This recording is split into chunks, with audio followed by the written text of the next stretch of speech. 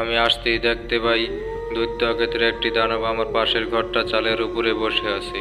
আমি সেদিকে তাকাতে সেই সাথে সাথে সেখান থেকে ভ্যানিশ হয়ে গেল। আমি আমার ভয়ে তো চোখ নিয়ে আমার পাশের ঘরটার দিকে আবার তাকাতে আমি দেখতে পাই তার চাইতে বড় দানব একটি সেই ঘরের উপরে বসে আছে। সেও সেখান থেকে সাথে সাথে ভ্যানিশ হয়ে গেল। আমার ভয়ের মাত্রা যেন আরো বেড়ে গেল। সে ভ্যানিশ হতেই আমি সাথে সাথে বলে উঠলাম, হে আল্লাহ, আমি এই কোথায় এসে পড়লাম। তখন একটি বিশ্রী চেহারার মুখ আমার মুখের সামনে এসে খিলখিল করে হাসতে শুরু করলো আর বলতে শুরু করলো, এটা ভৌতিক জগৎ বাই এম জে। দেখো প্রতিদিন রাত ঠিক 10টায়।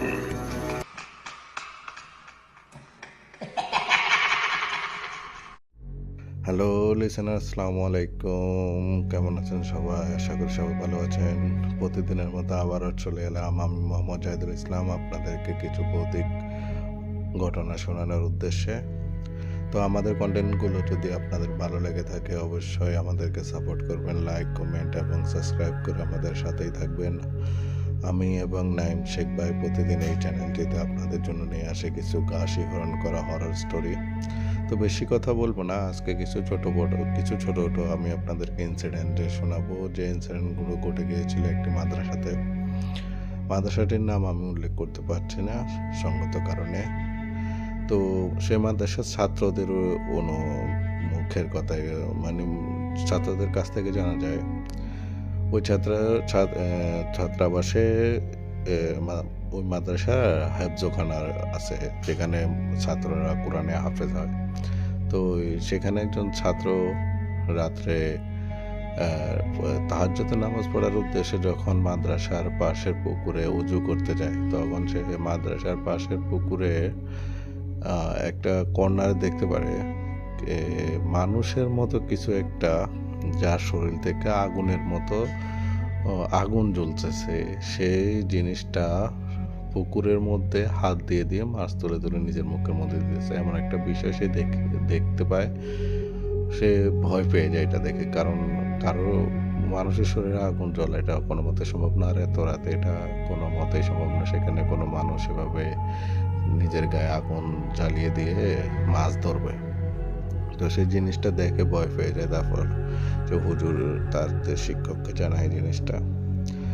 তো শুনতে জিনিসটা যতটা হালকা মনে হয়, আসলে যদি আপনার সামনে এরকমটা হয় তখন আপনি বুঝতে পারবেন এটার ভয়াবহতা কতটা বেশি। তো এটা একটা ঘটনা। তারপর আরও একটি ঘটনা জানা যায়, একবার এক মাদ্রাসার ছাত্র, সে হোস্টেলে থাকতো। সে রাত্রে যখন মাদ্রাসার পাশের ওয়াশরুমে যাবে, মাদ্রাসাগুলোতে ওয়াশরুমগুলো একটু দূরেই হয়। তো সে ওয়াশরুমে যাওয়ার উদ্দেশ্যে যখন সেদিকে যায়, তখন সে দেখতে পায় তাদের মাদ্রাসার ছাদের উপরে একদম হ্যালোজিন লাইট আলো জ্বললে যেমন সাদা আলোকিত হয়ে থাকে, তো ঠিক তেমন আলোকিত। কিন্তু আমি যে সময়কার ঘটনাটি বলতেছি, ওই সময়টায় এত বড় হ্যালোজিন লাইট ছিল না। তো এটা অনেক আগের কথা। তখন মাদ্রাসা, মানে তখনও পর্যন্ত মাদ্রাসার ছাত্ররা এত বড় হ্যালোজিনের আলো কখনোই দেখেনি। তো সে তাড়াতাড়ি করে ওয়াশরুমে না গিয়ে সে ছাদের উপরের দরজার পাশে গিয়ে দাঁড়িয়ে দেখে সেখানে প্রায় 3 জনের মতো মানুষ আকৃতি, তবে অনেক বেশি লম্বা। তারা সবাই খেলা করতেছে, একজন একজনের সাথে খেলা করতেছে, এরকমটা সে দেখতে পায়।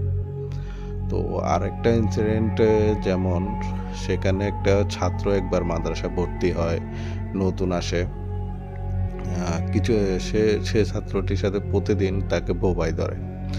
এমন একটা বিষয় যে প্রতিদিন ঘুমিয়ে পড়লে তাকে কিছু একটা আসে, যেটা ছাত্রটির দম বন্ধ করে তাকে মেরে ফেলার চেষ্টা করে। তো পরবর্তীতে হুজুররা তাকে জারপোক করে দেয়, কিন্তু সে ছাত্রটি আর সে মাদ্রাসাতে পড়ালেখা করেনি। তারপরে আরও অনেক ঘটনা আছে। মাদ্রাসার দারোয়ান, সে বলে সে প্রত্যেক দিন রাতে মাথা খাড়া কিছু একটাকে মাদ্রাসার আঙিনায় ঘোরাফেরা করতে দেখে। তারপরে আরও বলতে পারেন সে মাদ্রাসার একজন শিক্ষককে একবার কিছু একটা এত জোর থাপ্পড় দেয় শিক্ষকের গাল চেহারা বিকৃত হয়ে যায়, মানে চেহারাটা একটু বেঁকে যায়। তারপর আরও বলতে পারেন সে মাদ্রাসার কোনো ছাত্র যদি মাদ্রাসার রাত্রে যদি মাদ্রাসার আঙিনায় ঘোরাফেরা করতো তখন সে ছাত্রকে পিছন থেকে ডাকা হতো। এরকম আরও অনেক ঘটনা ঘটে সে মাদ্রাসাটাতে। তো মাদ্রাসাটি এখনও আছে প্রতিষ্ঠায়, কিন্তু ছাত্রাবাস সেখানে এখনও আছে, কিন্তু মাদ্রাসার ছাত্রদেরকে সতর্ক করা হয় যে যাতে রাত্রের দিকে তারা কখনো মাদ্রাসার আঙিনায় না যায়। আর এই ঘটনাগুলো শুরু হয় এটা সবার মানুষের কাছ থেকে জানা যায় যে এই মাদ্রাসা প্রতিষ্ঠাতা তিনি অনেক বড় একজন আলেম ছিলেন। ওনার কাছে অনেক জিন পড়াশোনা করতে আসতো, উনি জিন পালতেন। তো তিনি সে মাদ্রাসায় যখন প্রতিষ্ঠা করেন তো প্রত্যেক দিন রাতে উনি জিনদের সবক দিতেন। তখনকার কথা অনুযায়ী সবক দিতেন মানে পড়াইতেন। তো একবার উনারই ছাত্র, সে প্রতিষ্ঠাতার ছাত্র, উনি সে হুজুরের জন্য খাবার নিয়ে সেখানে যায়। তখন হুজুর সেখানে ছিল না। তখন এই লোক হুজুরকে খুঁজতে খুঁজতে একটা রুমের মধ্যে প্রবেশ করে দেখে সেখানে বেশ কিছুজন ছাত্রের মতো কিছু বসে আছে, কিন্তু তাদের মানে কিছু বসে আছে, কিন্তু উনি ভিতরে ঢুকে প্রবেশ করে ওখানে সালাম দেন, সালাম না দিয়ে প্রবেশ করবেন। তখন ছাত্রগুলো এই লোকটার দিকে রাগান্বিত দৃষ্টিতে তাকিয়ে থাকে। তখন এই লোকটি আবার দরজা বন্ধ করে যখন বের হয়ে যাবে তখন ওই ছাত্রগুলো এগিয়ে আসে, এই লোকটাকে অনেক বেশি আঘাত করে বসে। এই লোকটার হাত ভেঙে যায়, মুখে হাতে থাপড় দেওয়ার ছাপ বসে যায়, পিঠের উপর অনেক বেশি আঘাত করে। তখন হুজুর আসে ওই ছাত্রগুলোকে বাধা দিয়ে তারপরে এই লোকটাকে বাঁচিয়ে নিয়ে আসে। তখন জানা যায় যে ওই ছাত্রগুলো আসলে জিন ছিল। সালাম না দেওয়ার কারণে ওগুলো অনেক বেশি রাগান্বিত হয়ে যায়। তো তারপর থেকে হুজুর যে লোককে জেনেরা এভাবে মেরেছে সে লোকটি অনেক বেশি অসুস্থ হয়ে পড়ে। তো আরেকটি ঘটনা যেটা জানা যায়, ওই মাদ্রাসার একজন দপ্তরে যিনি মাদ্রাসাতে অনেক বছর ধরে কাজ করে, ওনার কাছে উনি একদিন পাহারা দিতেছেন। ওনাকে একজন শিক্ষকের রূপে একজন আসে ডাক দেয়, ওর নাম ধরে ডাক দিয়ে। তো উনি এগিয়ে গিয়ে দেখে যে ওনাদের মাদ্রাসার প্রিন্সিপাল যিনি নতুন জয়েন করেছেন। তখন দপ্তরে জিজ্ঞেস করেন কি হয়েছে ওদের। তো বলে যে আমার বাসাতে কিছু কাজ করতে হবে, তুমি যাও, এই কথাটা বলার পরে দপ্তরে বলে আচ্ছা হুজুর আমি আসতেছি, এই কথা বলে সে চাবি নিয়ে যায়। কিন্তু যখন ওই প্রিন্সিপালের বাসায় যায় তখন দেখা যায় যে প্রিন্সিপাল অলরেডি বাসার মধ্যে ঘুমাইতেছে। তাহলে তো তখন জিজ্ঞেস করে যে কি তুমি এখানে কেন? তখন বলে আপনি তো আমাকে ডাকছেন। প্রিন্সিপাল বলে কেন আমি তোমাকে ডাকবো, আমার বাসায় কেন ডাকবো, কি হয়েছে বলো। তখন প্রিন্সিপালকে বলে যে এভাবে আমাকে আপনার মতোই দেখতে কেউ একজন ডাকে বলছে আপনার বাসায় আসতে।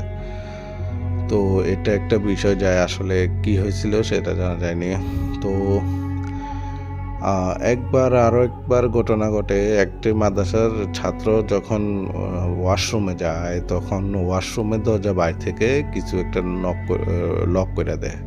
তো ছাত্রটি সেখানে ওয়াশরুমের ভিতরে বেহুশ হয়ে যায়, অনেক চিল্লাচিল্লি করে। কিন্তু দুঃখের বিষয় হলো মাদ্রাসায় এত মানুষ থাকতে ওই ছাত্রটির কোনো চিৎকার কেউ শুনতে পায়নি। সে ওয়াশরুমের সামনে দিয়ে যারা গিয়েছে তারাও শুনতে পায়নি, কেউ শুনতে পায়নি। আর ছাত্রদের মধ্যে তারা কেউ সে দরজাটি লক করেনি। তো এমন অনেক ইনসিডেন্ট ঘটে, অনেক বেশি ইনসিডেন্ট ঘটে। মাদ্রাসার ছাত্রের জন্য কিছু রান্না করলে সে রান্নাগুলো গায়েব হয়ে যেত, খেয়ে ফেলতো। তো এমন অনেক ইনসিডেন্ট ঘটেছে।